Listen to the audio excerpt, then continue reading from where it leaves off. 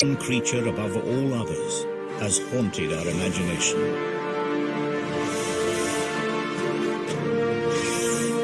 On land and in the air, the dragon has left its mark in the folklore of our ancestors. But what if these fantastic stories were more than myth? What if the legends were true?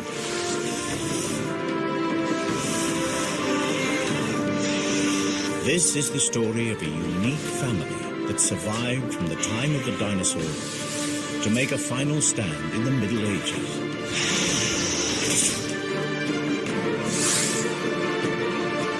A scientific exploration of a remarkable species. This is the natural history of the most extraordinary creature that never existed.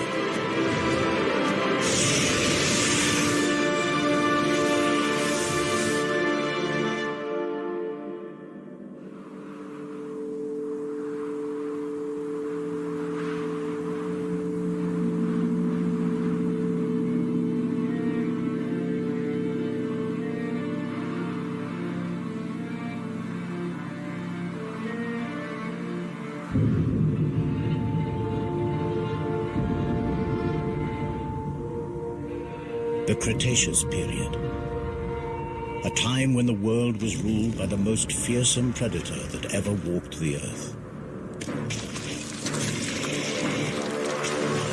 Tyrannosaurus Rex.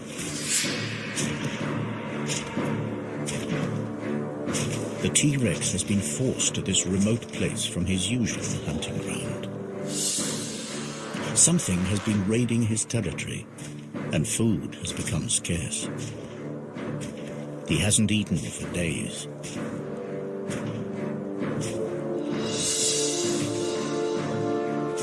At last, a potential kill. But the T-Rex is cautious. He has never seen a creature like this before.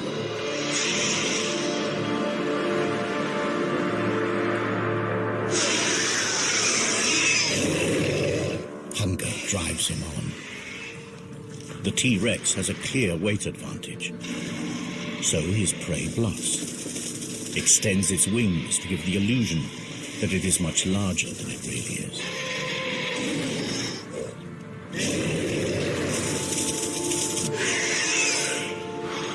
But the T-Rex isn't buying it, so the creature tries a different tack.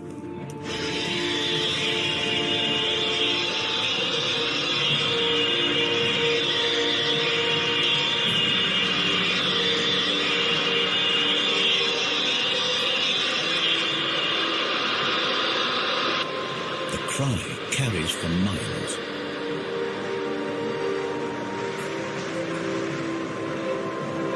To this predator's sensitive ears, the sound is incredibly painful. But the T-Rex is still not deterred. And up here, there's nowhere to hide. But it is the T-Rex, not his prey, that is fatally exposed. They are not alone.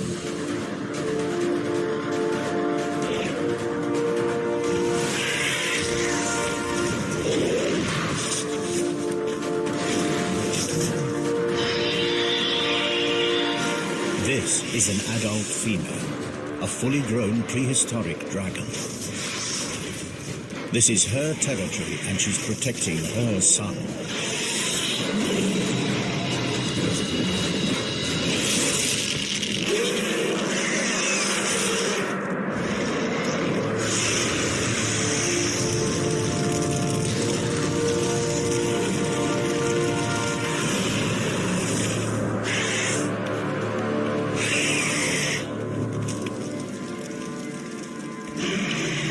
The Tyrannosaurus will not last the night. But the mother is also seriously injured. With a broken wing, she can no longer hunt to feed herself or her offspring.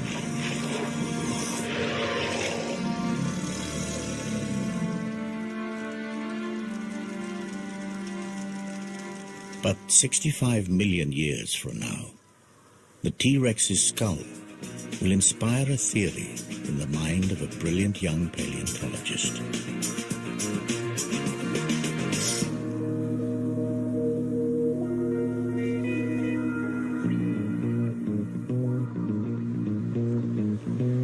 This is one of only 3 intact T-Rex skulls that have ever been found. It all started 5 years ago when I discovered this complete T-Rex in Montana. It was big news. Dr. Jack Tanner, paleontologist, an overnight celebrity. But then I blew it. I proposed the existence of an impossible creature. You see, my T-Rex skull was damaged in a very specific way. To me, the injuries were evidence of an attack by a predator unlike anything known to science. The evidence was undeniable. So I tried to get others to see things my way. The nature of these marks suggests that this skull was punctured by 3 sharp objects in an arc. It's a talon formation. But I don't believe that these puncture wounds actually killed the Rex. The real death blow is here. See? Symmetrical deposits of carbon down both sides of the skull. These are scorch marks. Precise. Aimed. Perhaps my childhood obsession had clouded my thinking. You see, as a kid, I was mad about dragons. Dragons from the high seas, flying dragons from Greenland, fire-breathing dragons from Europe. And here's the thing that got me. These myths came from all over the world, right? From cultures that could never have met. And yet from the Andes to the Himalayas, you could hear stories of dragons. How? Here's a kid's best guess. Because the stories were real. Last week, guess what? Out of nowhere, the Dragon Man is thrown a lifeline. Another find. Not Montana this time, but on a Romanian mountain.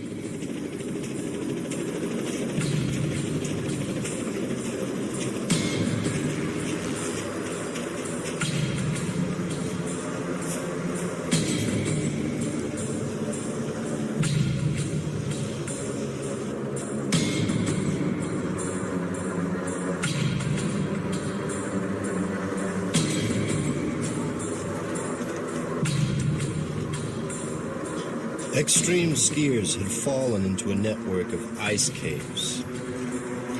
They found something horrific.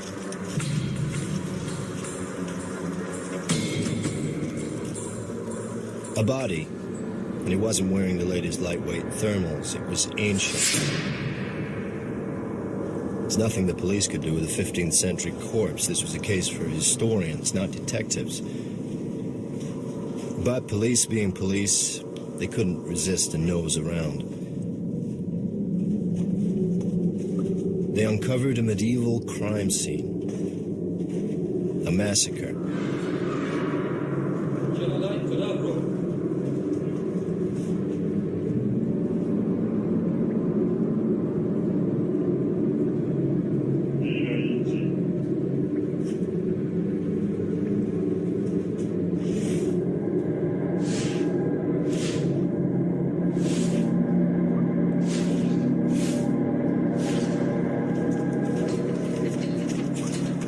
They moved deeper into the cave and soon wished they hadn't. Now, I don't know the Romanian word for dragon, but someone said it.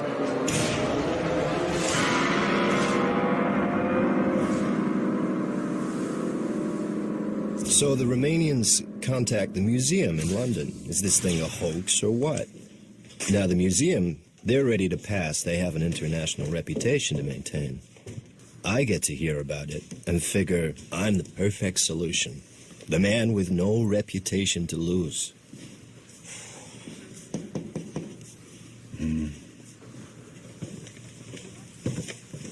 Have you seen the pictures? Every head of department has seen the pictures. And? Well, the museum's been formally asked by the Romanian authorities, in the strictest confidence, to help with this find. It's got them in quite a state. They don't know what they've got, and neither do we. Can I go? On the museum's behalf?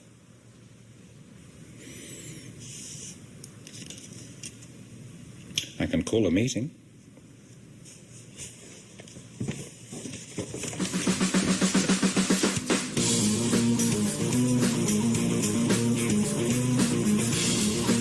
So here I am, with two of the museum's rising stars who see me as a bad career move. We've got strict orders. If this thing's of any interest, get it shipped back to London. If it's a hoax, make our excuses and leave.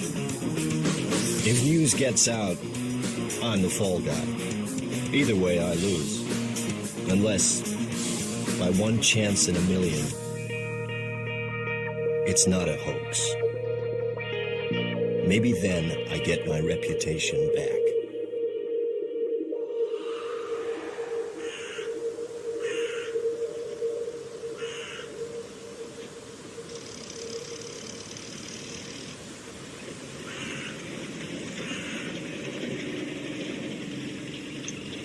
It starts badly.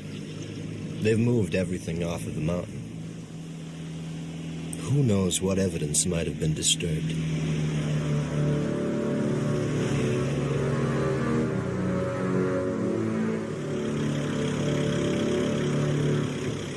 So we're in the backwoods, at a makeshift mortuary in an overgrown shed.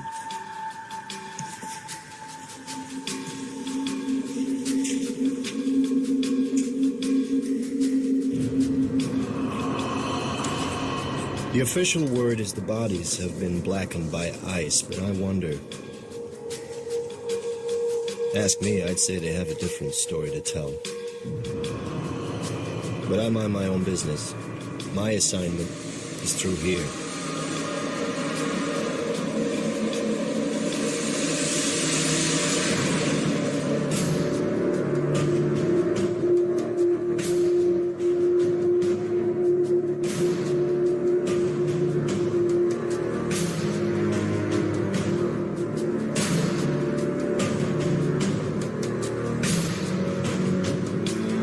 Nobody said anything about a whole carcass. It's massive. I can see why the Romanians were cagey. I should be too, if I had any sense. This has got to be a hoax. Hasn't it?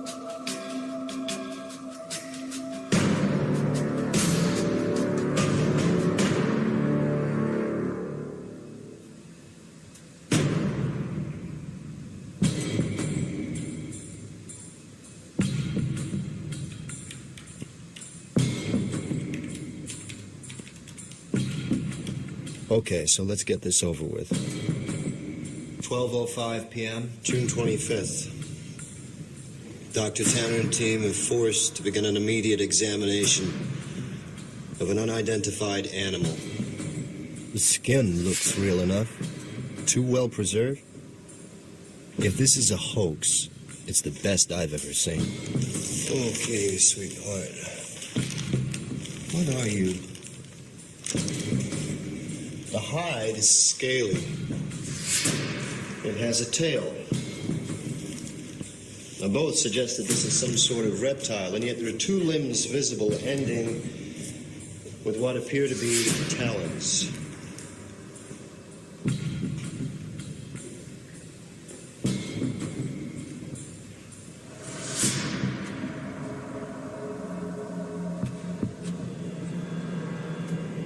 Now, these are general characteristics.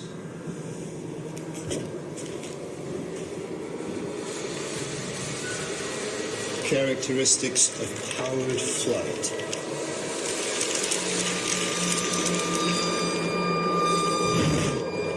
Could this thing really fly?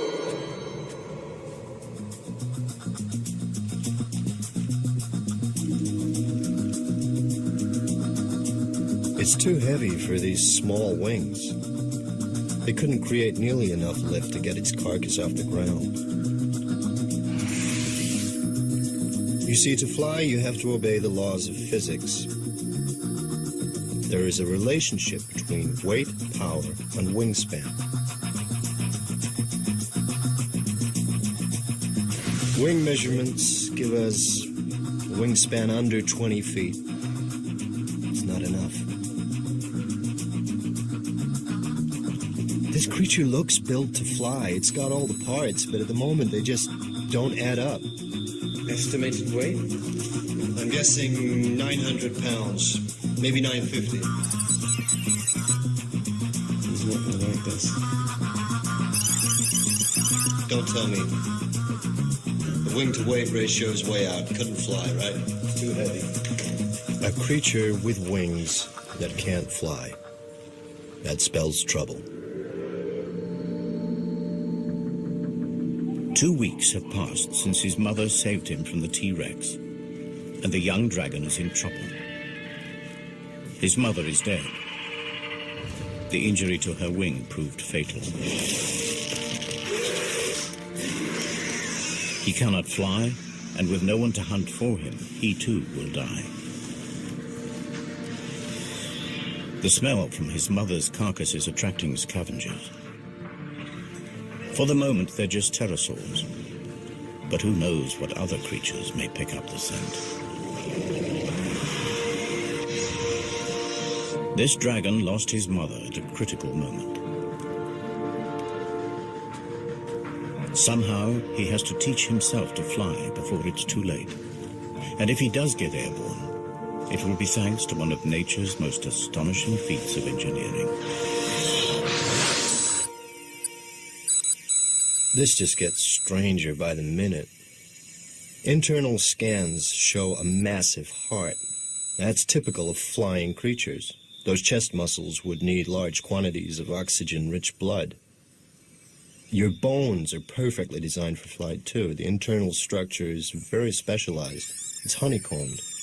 You see this lightweight structure in bird skeletons. Their bones are strong, but still light enough for flight.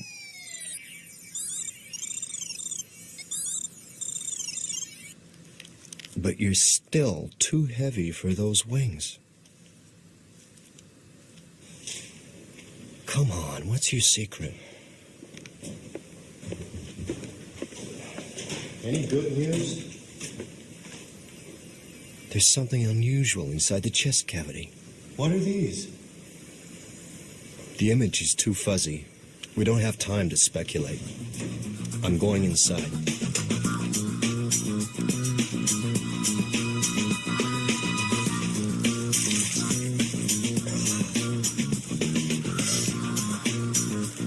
The plot thickens. A second pair of lungs? But there's no internal structure. Bladders, maybe? They must have held something. You pass me a syringe, please?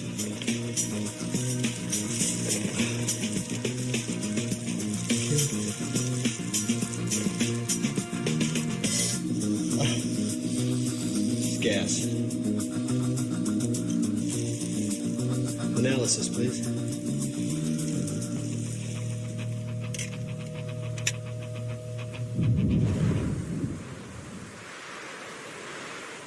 Unable to hunt, the young dragon exploits the only food available to him. His mother's meat will keep him alive for a few days. But if he can't fly, he can't hunt. His future looks bleak. Yet, even in death, his mother may still help him. In their gut, all creatures contain bacteria that help them to break down food. And as they do this, they release gas. But the bacteria inside dragons are unique, and the gas they produce is special. It is channeled into 2 storage chambers, the dragon's flight bladders.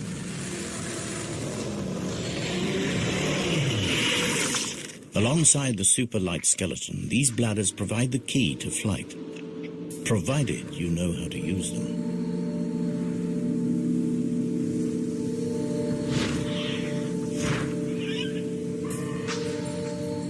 This young dragon will have to learn fast.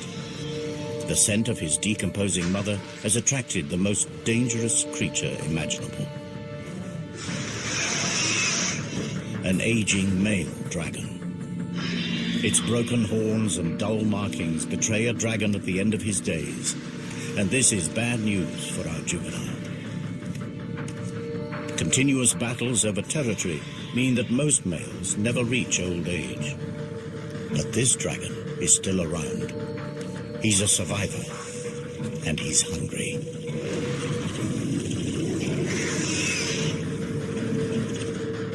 The youngster senses that given the choice, he'd prefer fresh meat. And this time, his mother isn't there to save him. His only hope is to take to the air.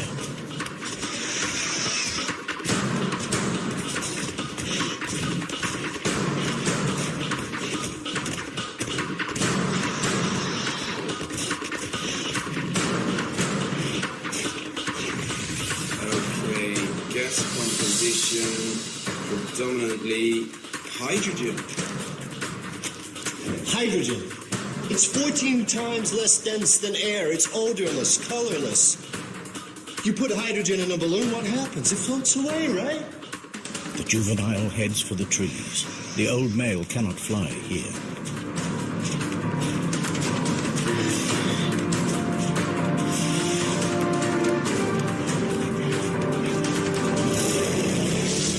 Inside, the young dragon's body is working overtime. Heart beating, muscles pumping, and hydrogen is collecting at a phenomenal rate.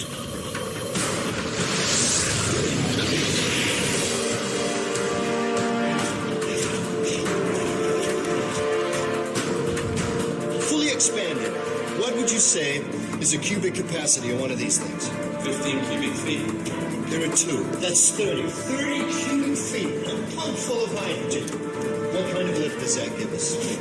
Not quite there, but maybe.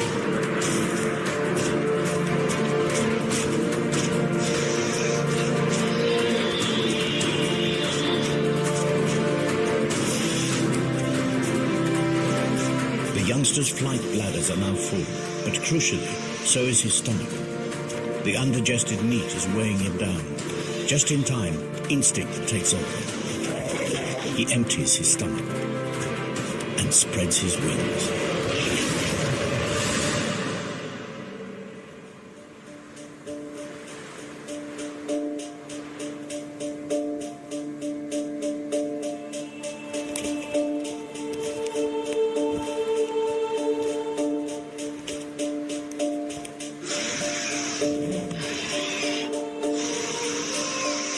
Exhausted, the old male abandons the chase.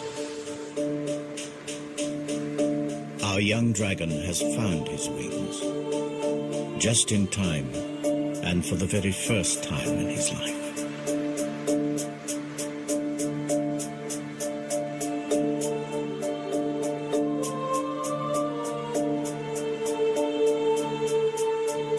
Analysis suggests, it's to be confirmed, that maybe, just maybe, this creature could fly.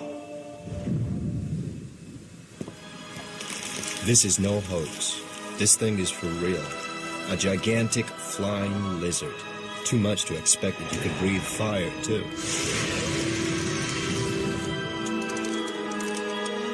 If it's interesting, bring it back to the museum. That was the plan. Well, it's interesting, all right. But let's see what else we can find out before we have to leave.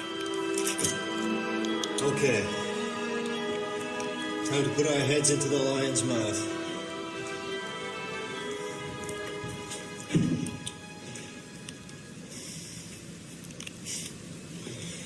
Was clearly a carnivore, a formidable predator. What's going on here? You've got incisors for ripping meat, and molars, grinding teeth. Stingrays have the same kind of teeth for crunching rock-hard shells. What would a meat-eating predator want with teeth like these?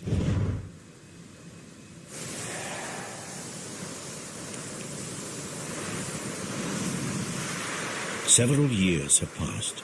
and our juvenile is now a young adult. But he is homeless. Without territory, he will never have a regular supply of food, and he will never mate. But his time has come. In the past, he has strayed accidentally inside the territory of dominant males. Today, there is no mistake. It is a daring act. Half of all young males are killed in territorial battles. The dull coat of adolescence has transformed into a vibrant display designed to intimidate rival males.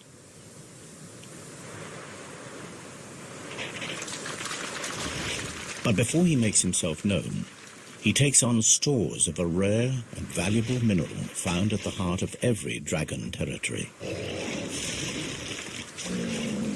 He is preparing for the fight of his life. And these rocks will hold the key.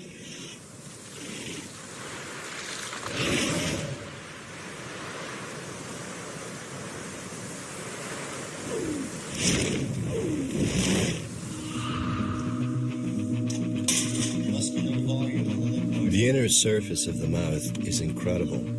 It's almost armor-plated. Now this is something I've definitely seen before. A fleshy valve at the back of the throat. This flap is very similar to the false palates found in crocodile throats. Crocs use it to stop their lungs from flooding while holding prey underwater.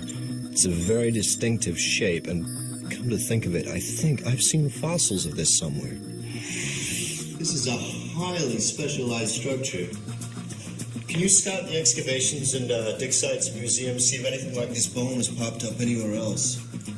Well, maybe it's an adaptation. Maybe it wasn't used to prevent water flooding the lungs. Maybe it's to prevent a backdraft of fire from burning the throat. Boy, when you say it out loud, does it sound lame. It doesn't look like fire ever came out of this creature's mouth. There's no carbonized food residue, no signs of charring whatsoever. Says if all the tools are here, they just haven't been used. Perhaps it didn't breathe fire at all. Well, maybe you're right.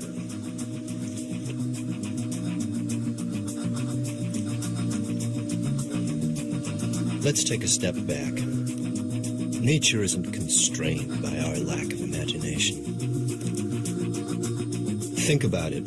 The natural world is full of bizarre creatures that have the most extraordinary weapons, tongues like spears, colors that change, and shapes, lassos even, but a creature that breathes fire?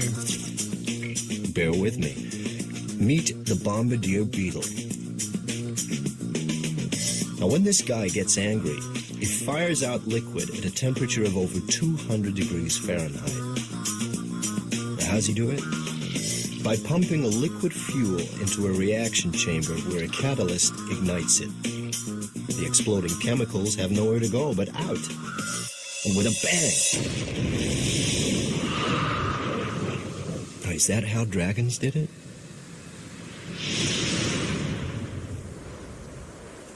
In the heart of his territory, the resident dragon, the alpha male, blasts a warning into the air. It signals that he is fit, healthy, and confident enough to waste precious fire on a display. The message is not lost on our young challenger.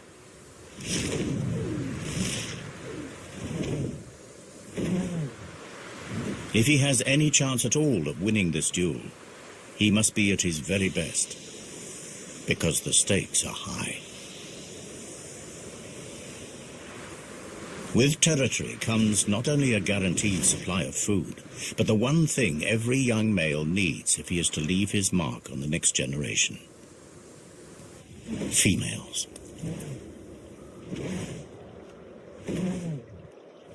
And this female is the reason he is here.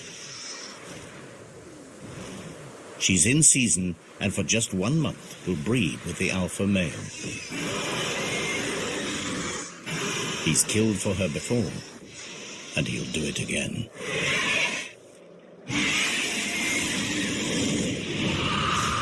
Okay. Back to basics. What do we need to produce fire? We need fuel, and we need something to light it with, an ignition system. We need a light, combustible material. Like gas.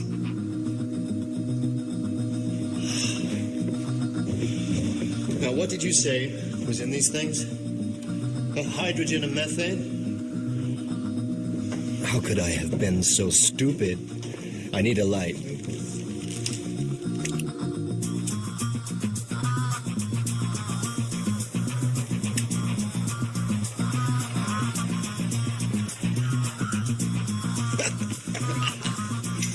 This is hydrogen and methane. Both combustible gases, both lighter than air.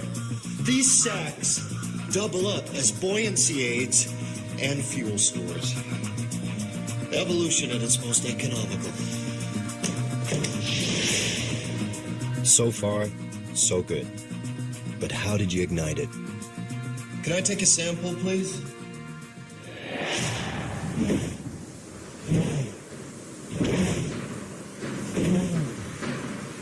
The alpha male is an experienced warhorse. With nothing to prove, he's lost the bright colors that mark out the young challenger.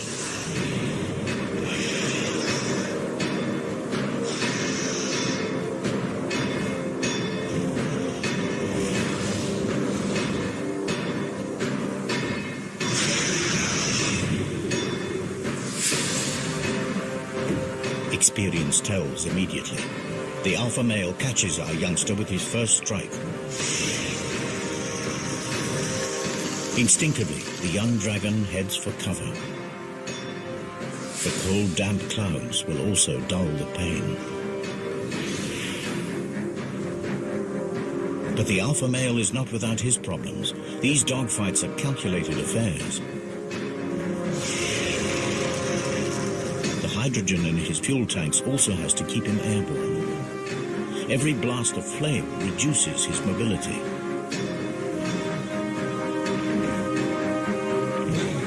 The challenger appears to accept defeat. He heads for the territorial boundary. It seems that now his best hope is to escape with his life. The alpha male drives on. He would rather finish him now, but he has misjudged his young opponent. The youngster is faster, more agile, and crucially, he has a full payload to burn. Wouldn't you know it? That sediment on the creature's molars, it's rock, with particularly large traces of platinum. Platinum is not just a precious metal, it's also a catalyst. Like our old friend the Bombardier Beetle, fuel needs an ignition system. And when platinum combines with oxygen and hydrogen, it combusts.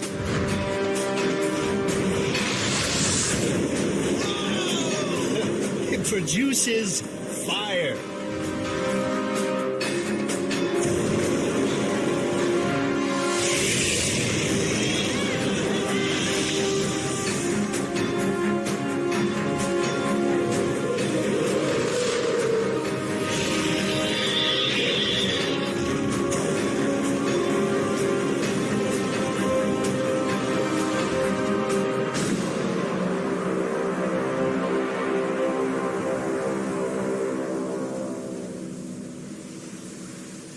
Our young pretender has triumphed.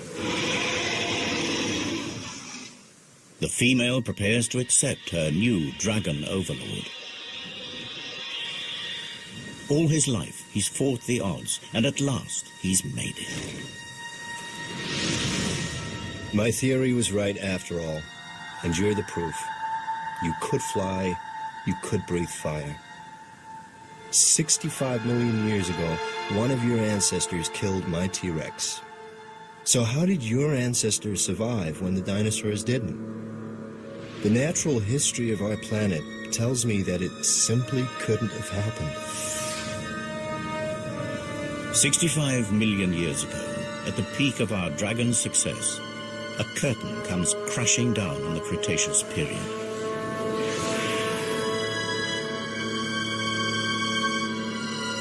A meteorite the size of Mount Everest smashes into the planet.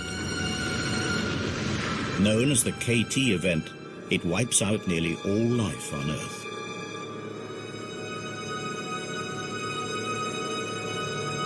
But somehow your species did survive. How?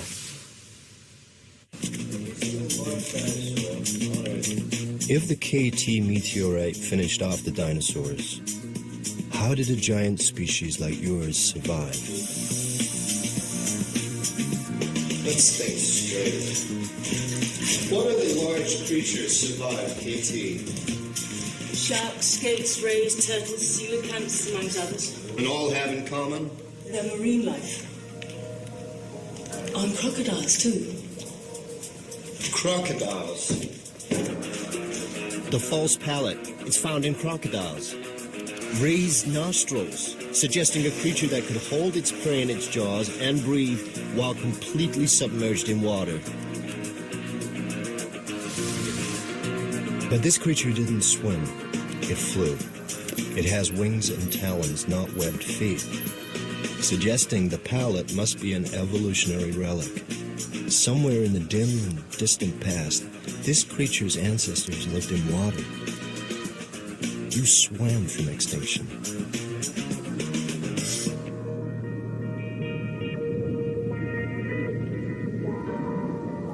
Water did indeed provide dragons with the escape route from one of the deadliest events in the Earth's history. But not the prehistoric dragon. The land-living dragon was indeed wiped out. But it was not alone. The dragon family had another branch. At the time of the KT catastrophe, the prehistoric dragon had a cousin, the marine dragon. Both species were descended from a common ancestor, but they followed very different evolutionary paths. The marine dragon lived in the sea, and life in the sea was less affected by the KT event.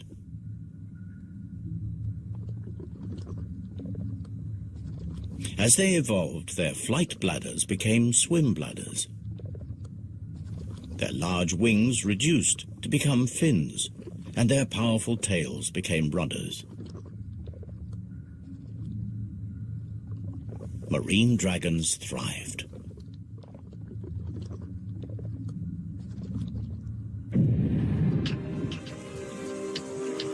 Then, as global temperatures rose and the land recovered, some marine dragons returned to shallow waters.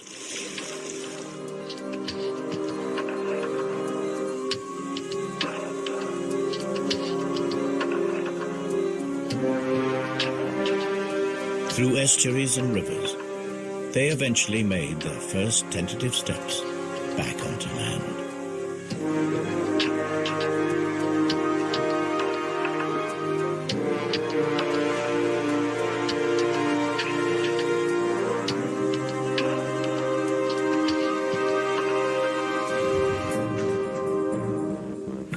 The sea serpent.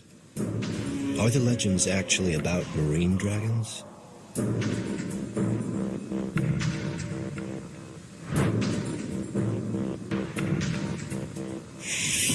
That false pallet, guess what?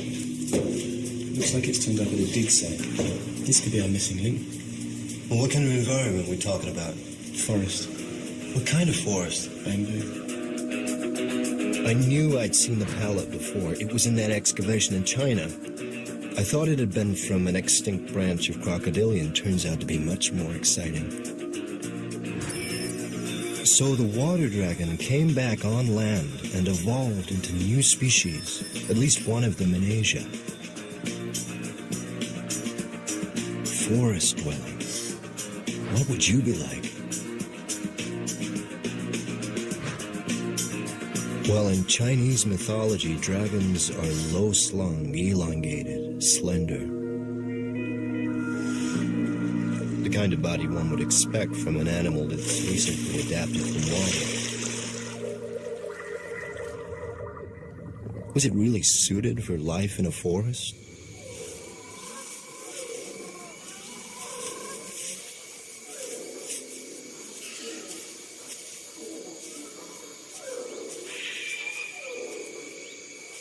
The dragons that return to land discover that the prehistoric world has changed.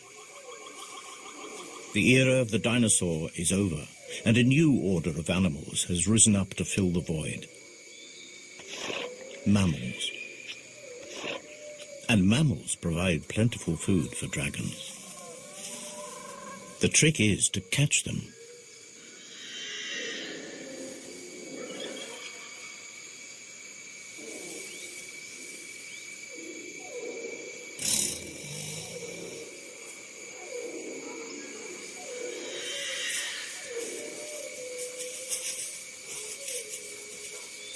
The superb camouflage and silent movement has made this dragon all but invisible in the bamboo forest.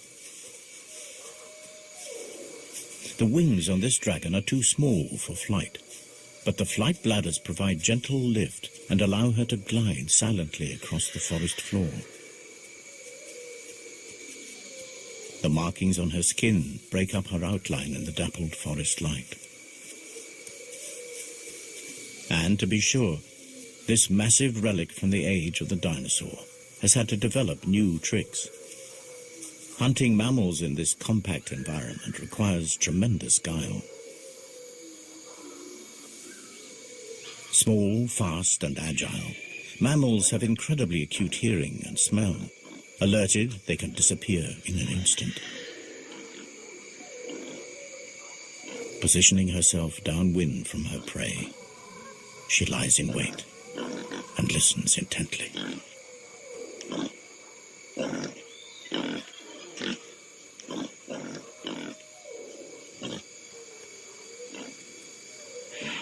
But she's not ready to strike just yet. Not before unveiling a highly specialized weapon that gives her an edge against this wary prey.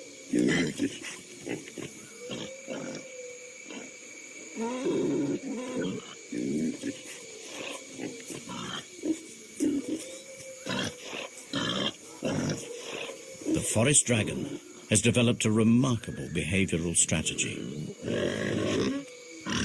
Mimicry.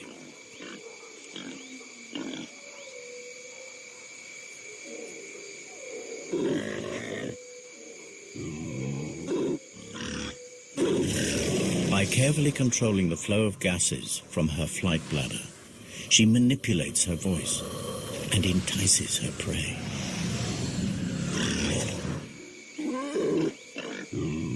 But her hunt is disturbed. There's an intruder in her territory, a creature that will come between this dragon and her prey for the last time. It's not just the invasion of her territory that riles her, or the loss of the odd meal. This animal is a real and emerging threat to her very survival.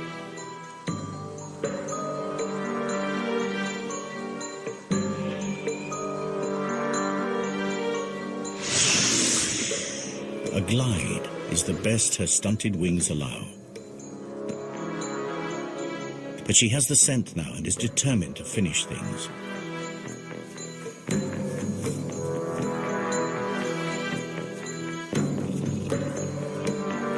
Smaller and more mobile in the forest undergrowth, the new mammalian predators are proving to be accomplished hunters.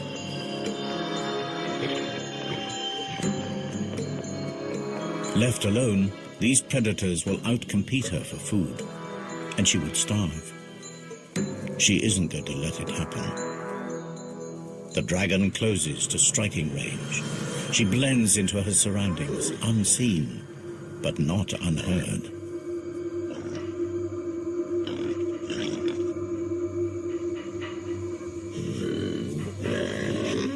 The sound is not a warning to go away, but an invitation to come closer. The tiger senses a meal.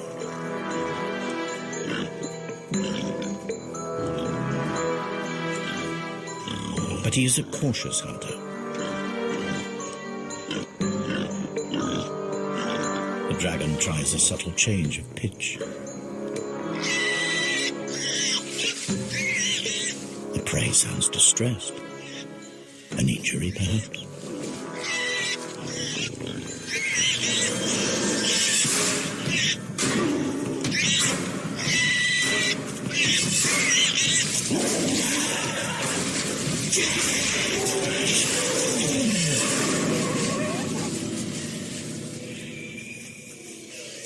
The tiger falls for it hook, line, and sinker.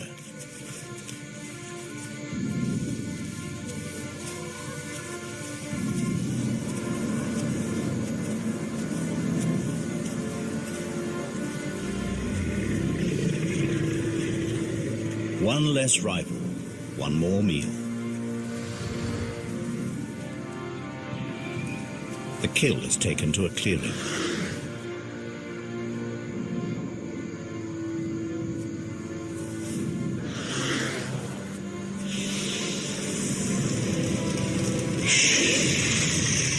The forest dragon has adapted its ancient weapon into a culinary tool.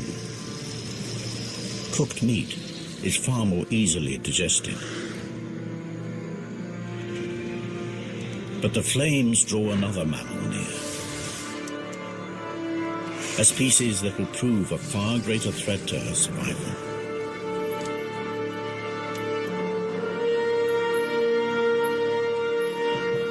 I came here to expose a hoax, and suddenly a whole reptile family is coming to life. What a family. Of all the prehistoric giants, only yours survived the KT catastrophe. And you weren't the only dragon. Seems there was a forest-dwelling Asian dragon, a sea dragon too, just like the myths. Could there have been others? I need more time. The helicopter will be with us any minute, and soon we'll be heading back to England. And once this thing's back in the museum, I won't get a look in.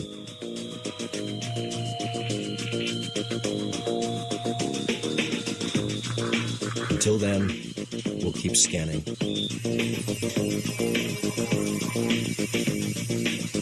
You need to look at this.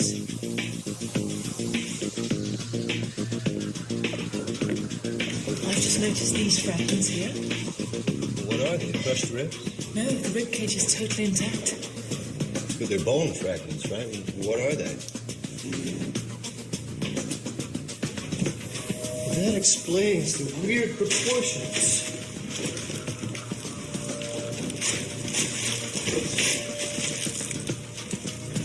Of course. It's got 4 legs. And 2 wings. 6 limbs. No vertebrate that ever lived has 6 limbs.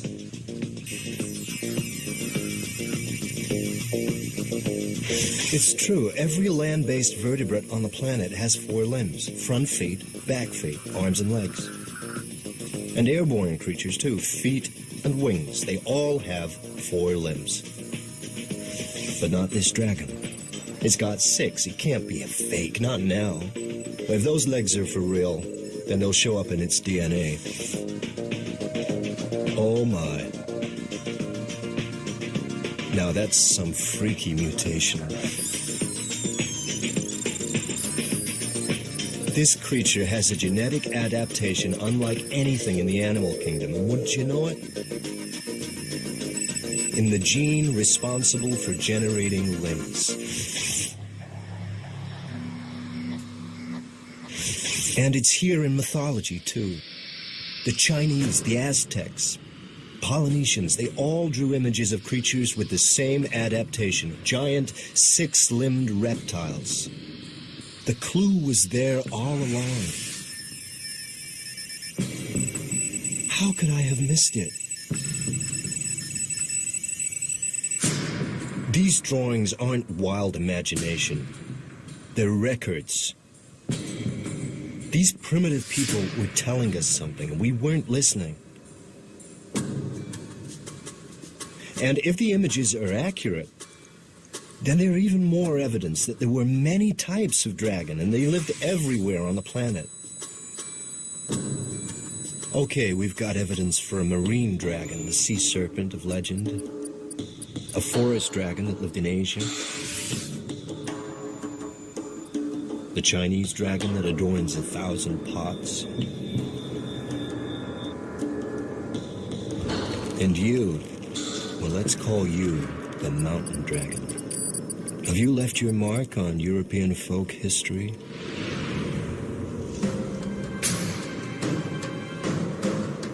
Romania, dragon iconography. Here you are. Recorded in stained glass. The locals called you the devil from the mountains. And the legend conforms pretty much to type, terrorizing local folk, raiding livestock, breathing fire, a monumental battle to the death. Is this a 15th century photograph of you?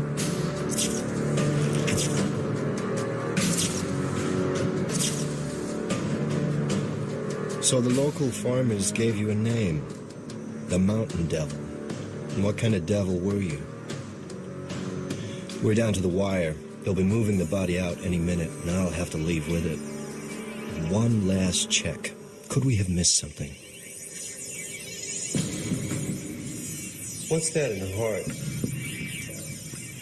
It's something embedded in the right atrium. That's not organic matter.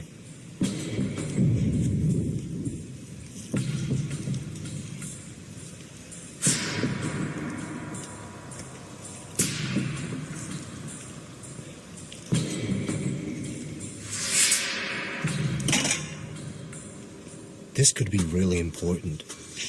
Unequivocal evidence that dragons and humans were at war.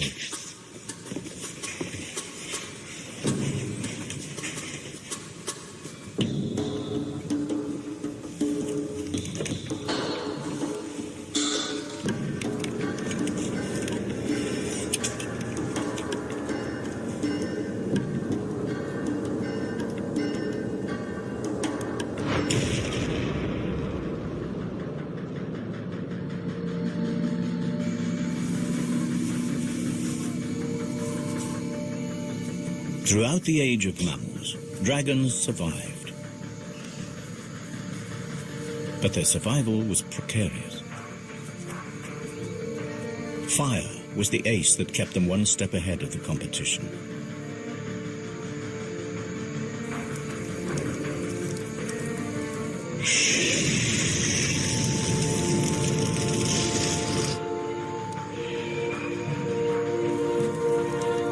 But in time, a new mammal emerged, small, vulnerable, but supremely intelligent.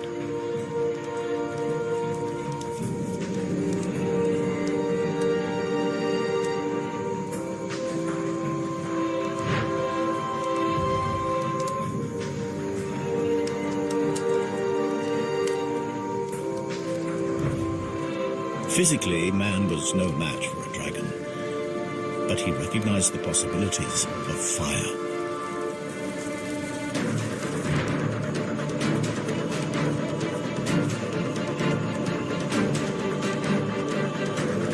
With fire, mankind could clear forests for farmland, mold metal into savage weapons. In the evolutionary blink of an eye, mankind was pushing the most deadly predator in the natural history of our planet to the verge of extinction.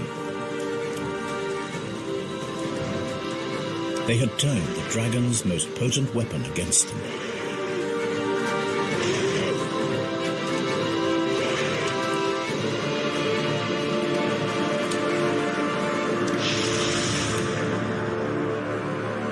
The stories of these epic battles were recorded in folklore around the world, culminating here in Romania.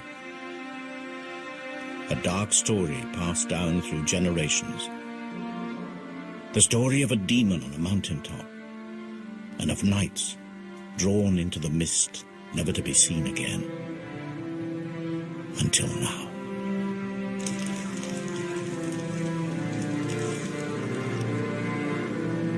Humans and dragons, mortal enemies. If these knights went looking for a dragon, it looks like they found one. This isn't ice damage, this is carbonization. These men were burned alive by a dragon for sure, but not ours. Our dragon never breathed fire.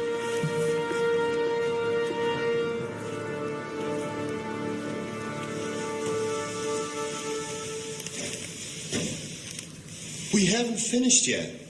Yes, we have. Look. Look. Carbon. I found it on one of those bodies out there. Those bodies have been scorched.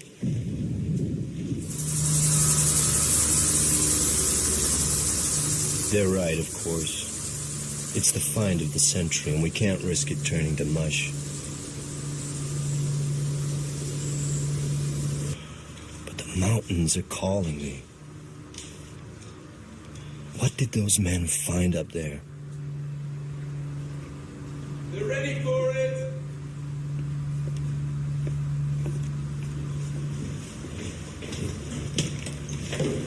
This section here. Am I misreading this? Is this a reproductive system? These are oviducts, right? Small ovaries. The female.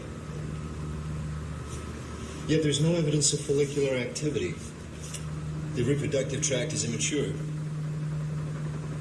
It's a juvenile. It's a baby. That clinched it. The creature in the autopsy room was a baby.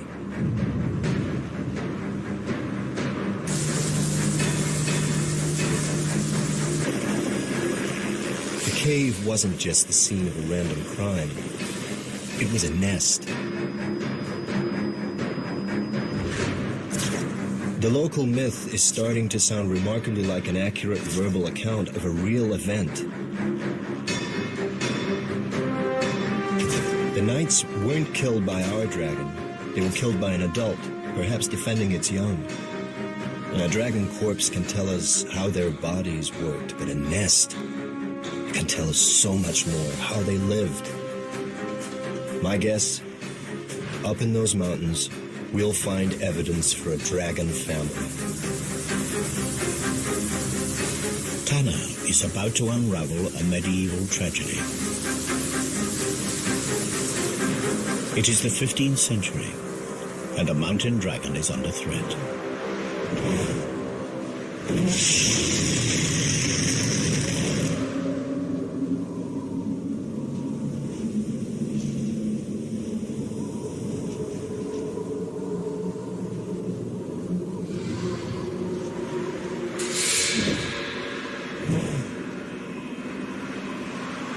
The distant ancestors of this female mountain dragon fed on the wild herds that roamed the vast Asian grasslands. But the herds were tamed by man. For dragons, they were no longer fair game. They were livestock. And so the dragons that gorged themselves in the plains have been driven to the remote regions of Europe. And in this remote place, wild game is scarce. Today, she is hunting the rarest creature on Earth, but not to eat. Today, she's looking for a mate. She spreads her scent throughout her territory.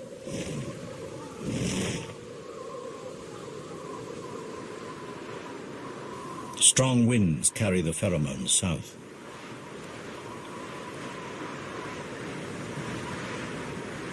Female dragons mate once every 7 years, yet this mature female has never seen a male dragon. Nevertheless, every year when she comes into season, instinct commands her to play out the rituals of attraction. Her season is almost finished, and the window will close for another year.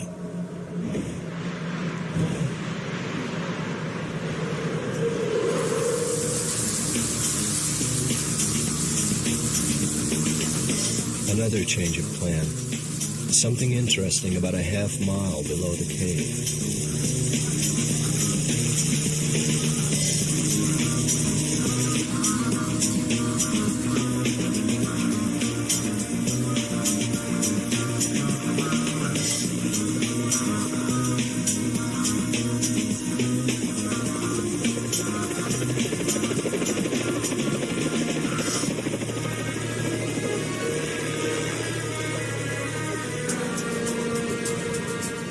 The melting snow has revealed unusual features on the rock.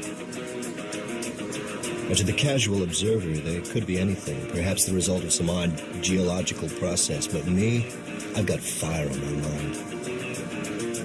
And these rocks look like they've been scorched.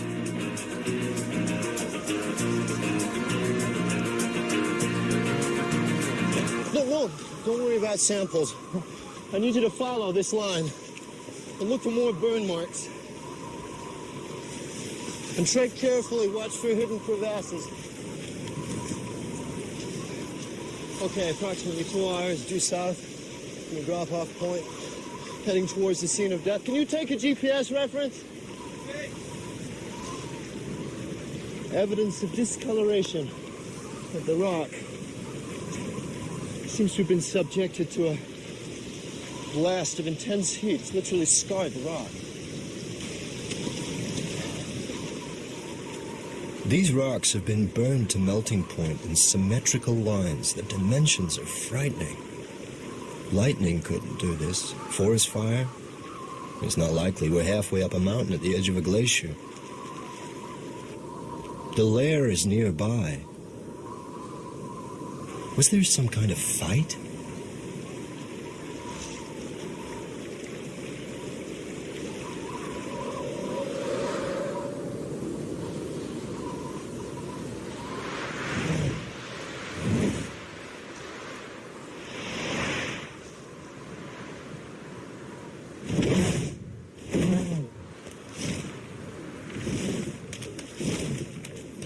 The female returns to her den.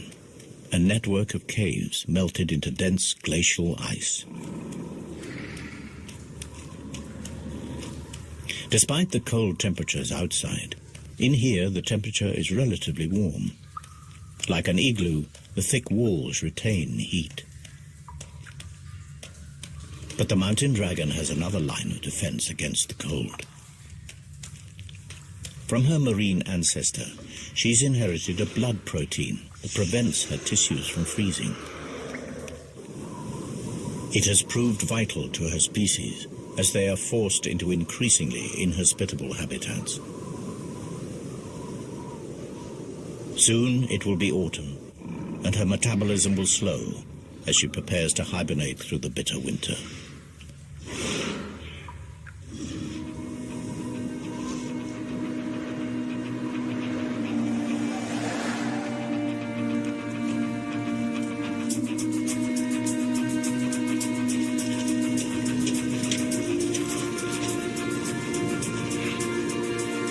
This is it.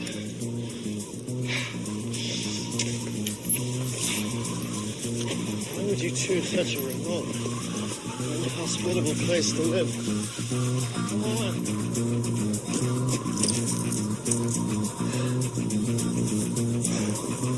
Well, the police have done their job. Now it's our turn.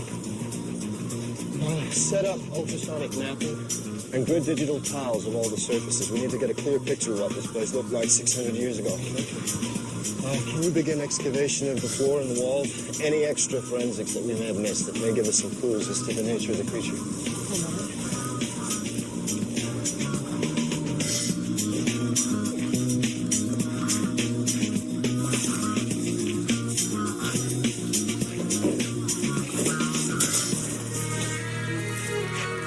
So this was where they found you. Gridding tower 1, set. The laser scanner will help us build a map of this place, and then we can accurately record the position of everything that we find. Any mapping results yet? I've gridded most of the cave, but it's a labyrinth in here. It's anyone's guess what's behind these walls. Glacial movement. Set those echo scan charges at minimum. We don't know how unstable this place is. Echo scanning. Small explosive charges send shock waves into the ice. The echoes will tell us what's behind them.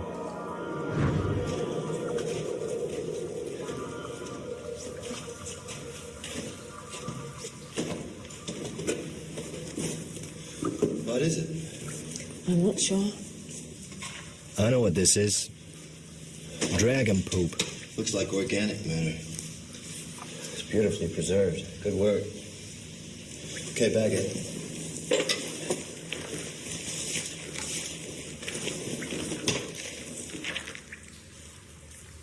Sorry. Evidence of bone shards. Look, these look like fruit stones. Dates, huh? Not many date palm trees in the Carpathians 600 years ago.